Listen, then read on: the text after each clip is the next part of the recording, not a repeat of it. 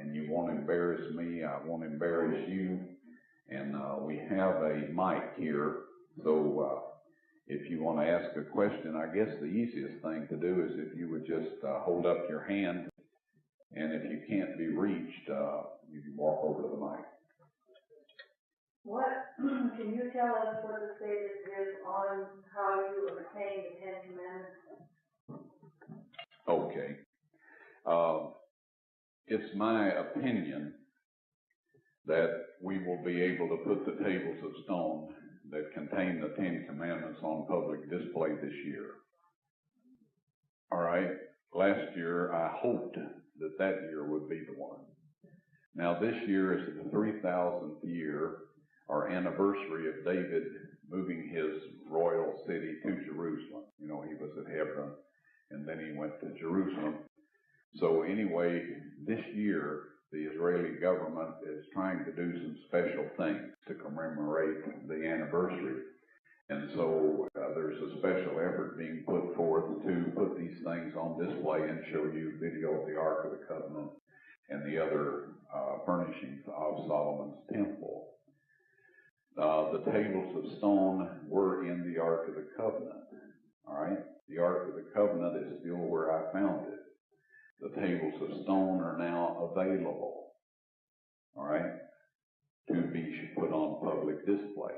I'm not allowed to tell their exact whereabouts, and I think you can understand that. Because there's people, you know, who would like to destroy those, and Satan is the leader of all such people.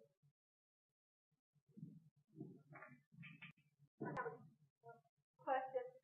You were talking about the blood on the mercy seat, Jesus' blood. Would that be the only human blood? Because there would be other blood there, wouldn't there? Okay. All right, let me answer her question. She says, the blood of Jesus on the mercy seat, would that not be the only human blood? And is there not other blood on the mercy seat? And the answer is yes to both questions. In Leviticus chapter 16, verse 14, for those of you who are keeping track of these things, it makes the statement that the priest, high priest, was to take of the blood of the bullock, and this was talking about the Day of Atonement, and sprinkle it on the mercy seat eastward. Now, I hadn't noticed that. It simply means that when he stood in front of God's earthly throne, the Ark of the Covenant with the mercy seat, that he was to sprinkle the blood on the right side of the mercy seat. That's where we found the blood of bulls and of goats, right? Christ's blood was on the other side, on the left side, facing the mercy seat. Now, if you remember, the Bible tells us that when Christ ascended back to heaven, it says he has sat down on the right hand of the throne of God. All right? Now, that would be, if we were facing it, it would be on the left side. You follow me? If you're down there, this is the right side. If you're up here, this is the left side. And so, anyway, Christ physically occupies the place on the throne in heaven that his blood occupies on the throne on this earth. A connection between, us and him. So, thank you very much. Yes. There are other Christians like Institute for Creation Research, and I think I heard John Morris looking for the Ark. And this is sort of brand new to me. What have those people who are into that kind of thing thought about your discovery and what forward they're going? Okay. Thank you. There's a White Ranger pickup license G3G64141 with a light car. So someone may have a dead battery and they'll take care of the white pickup. I'm sorry about that. That's quite all right. We don't want to have to push anybody to get them started, especially if it's an automatic transmission. The Institute of Creation Research, Dr. Henry Morris, his book, on the flood and Genesis and that sort of thing, I found extremely valuable when I began to read and study about, things, the flood and all of this. Now, his Creation Science Research Center, they have collected many hundreds of thousands of dollars over the years to look for Noah's Ark, among other things. However, that's not all they do.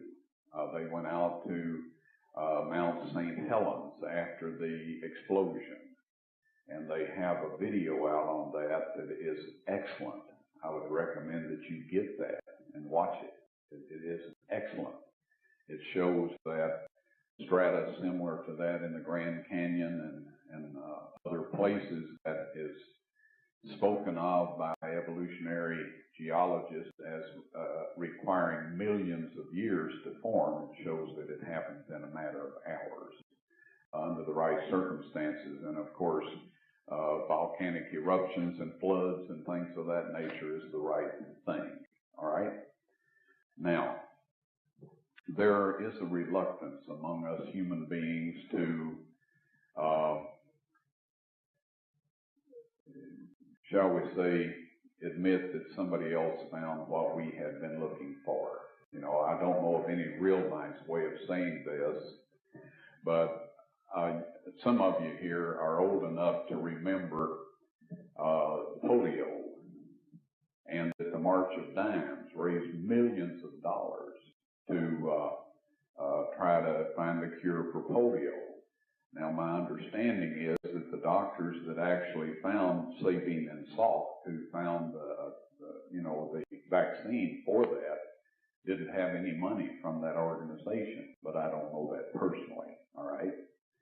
However, it took years for the March of Dimes to find something that nobody was going to cure so they wouldn't get interrupted in their fundraising efforts again.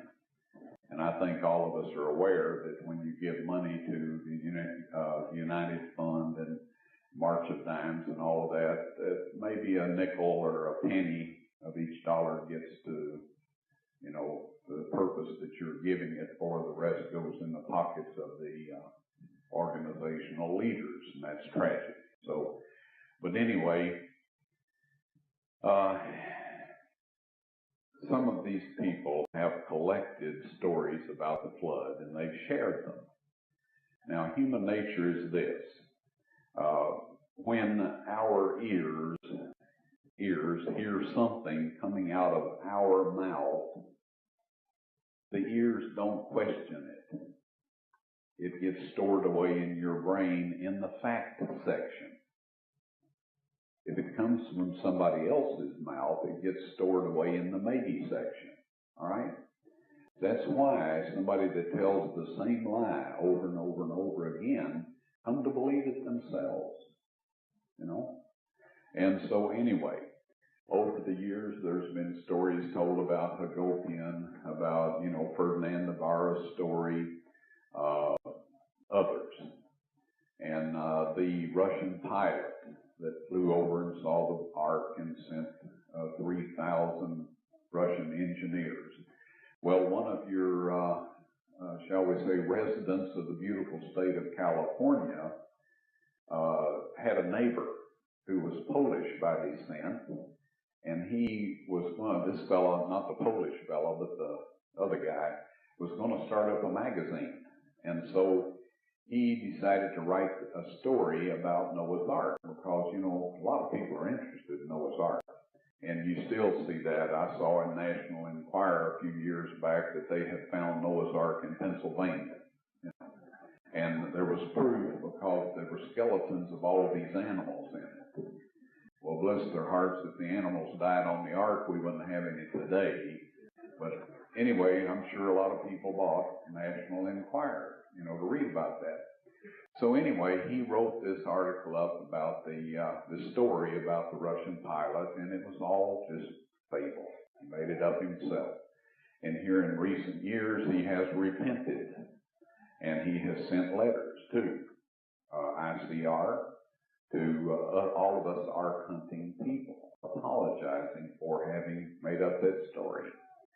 Well, some of us don't repeat that story, but others do. They still tell that story knowing that it was a work of fiction.